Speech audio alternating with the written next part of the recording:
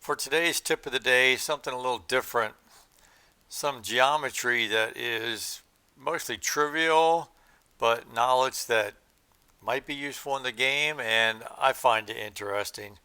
So let's take a look at Pioneer Bay Hole 9. The game tells us that it's 847 feet to the basket. Now, that distance to the basket is line of sight.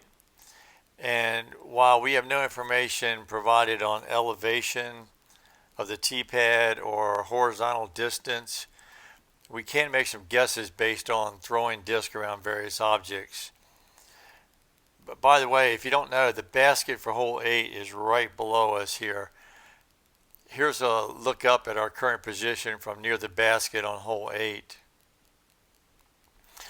Here's another look from just behind the hole 9 basket back up to the hole 9 tee, 847 feet away in that tower.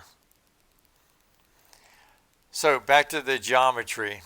I went to hole 8 and I threw some disc around, and I believe that the horizontal distance from the hole 9 tower to the hole 9 basket, this is horizontal now, is around 835 feet.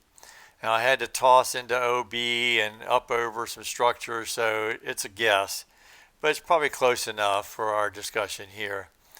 So if we use 847 feet as our hypotenuse and 835 as our horizontal, then the tower, or at least the tee pad that we're standing here, is around 140 foot tall. Yeah, that's a lot of steps. Now, I throw the Accurate Glide Grace here. It flies about 420 feet in a one wind, and it can go past the basket.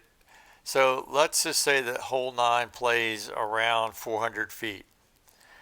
So I Googled it, and a rough rule for course designers is a 3-to-1 for elevations with a 10% less change in elevation.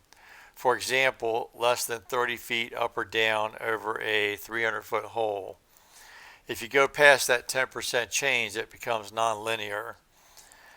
So looking at PB9, this works out, the 3-to-1, to about 427 feet.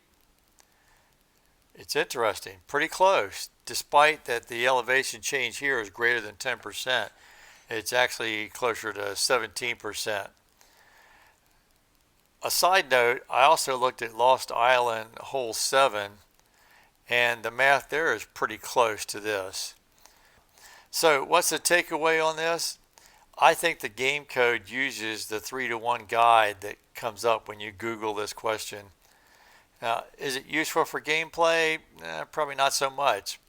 But it might come in handy if you're scrambling and you have a feel for the elevation involved. But I still found it an interesting dive down the rabbit hole on distance to basket and elevation changes. So I hope you enjoyed it. I hope you learned a little something maybe, and we'll see you around the valley.